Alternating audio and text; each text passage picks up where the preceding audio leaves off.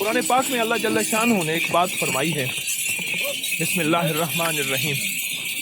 افلا ينظرون الى الابل کیف خلقت، سب سے پہلے اس اونٹ کا تذکرہ کیا ہے،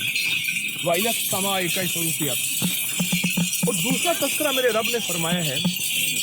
آسمان کا، وَإِلَى الْجِبَالِ كَيْفَ نُصِبَتْ، تیسرا تذکرہ اللہ پاک جل شانہ نے پہاڑوں کا فرمایا ہے، یہ ریت کے پہاڑ سامنے ہیں، پتھروں کے پہاڑ، یہ پہاڑ سامنے ہیں، وَإِلَى الْأَرْضِ كَيْفَ سُطِحَتْ، اور چوتھا تذکرہ میرے رب نے اس زمین کا فرمایا ہے۔ یہ چاروں چیزیں اس صحرا میں مکمل ہیں، ابل، اونٹ۔ اونٹ کے مزاج میں سب سے زیادہ جو چیز ہے وہ تابع داری ہے۔ ایک حبشی غلام ایک بچے کے ہاتھ میں 100 اونٹوں کی لگام دے دی جائے، یہ مالک کا شکوہ نہیں کرتا، بھوکا رہے کے یہ کسی کا شکوہ نہیں کرتا، یہ پیاسا رہے 8 دن 2 ہفتے، یہ 8 ہفتے 2 دن پیاسا رہے، اپنی پیاس کا شکوہ نہیں کرتا، یہ کسی پہ بوجھ نہیں بنتا، یہ زندہ رہ کے بھی زندگی میں ساتھی ہوتا ہے، سفر کا، حضر کا، دکھوں کا ساتھی اور سکھ کا ذریعہ ہوتا ہے۔ اور پھر اس کا دودھ صحت، اس کا بیٹھنا صحت، اس کا رہنا صحت۔ اللہ پاک جل شانہ نے سب سے پہلے اس اونٹ کی صفت کو قرآن پاک میں بیان کیا، افلا ینظرون، میرے لوگوں یعنی اے انسانوں دیکھو تو صحیح، تمہیں سمجھ نہیں آتی کہ ہم نے اونٹ کو کیسا بنایا، ایک تو اس کی شکل اور دوسرا اللہ پاک جل شانہ نے فرمایا کہ اس کی صفات، کوئی بھی چیز وہ اپنی صفات سے پہچانی جاتی ہے اور کوئی بھی چیز وہ اپنی صفات سے خوبصورت ہوتی ہے۔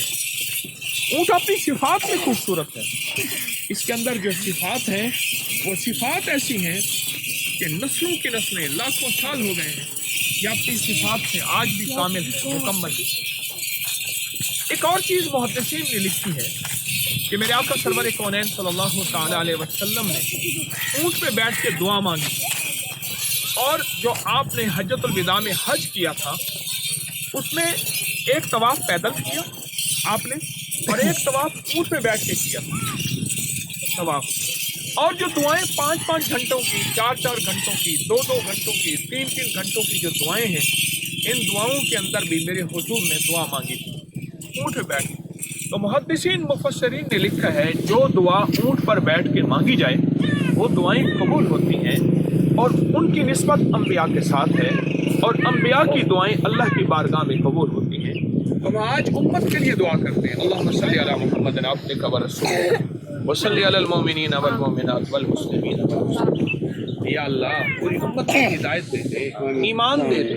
اللہ اخلاص دے دے، اللہ برکت اور عافیت دے دے۔ اللہ میرے سامنے، یہ بالکل سامنے انڈیا کا بارڈر ہے، یہ تار ہے،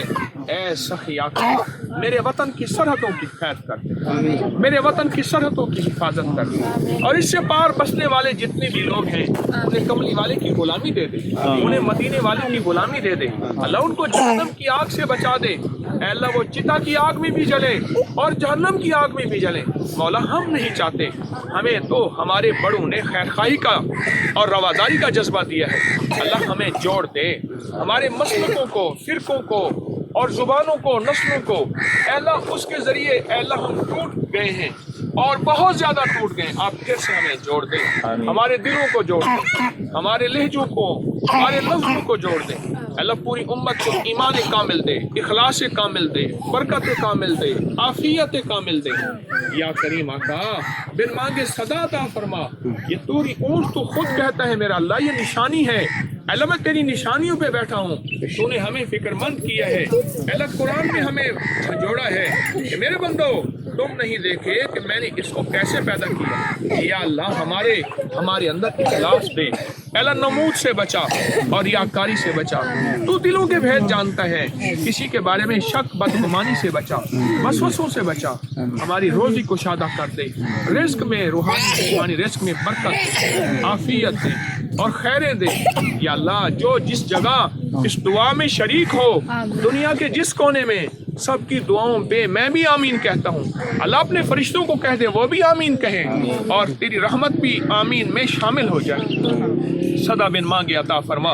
تسبیح خانے کو دائیں بائیں سے وسعت دے دے، تسبیح خانے کا فیضان عام کر دے، اور تسبیح خانے میں رحمت اور خوشیاں و خوشحالیاں دے دے۔ وصلی اللہ علی النبی الکریم، وصلی اللہ علی النبی الکریم وعلی آلہ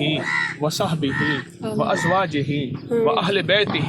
وعطرتہ اجمعین، آمین برحمتک یا ارحم الراحمین۔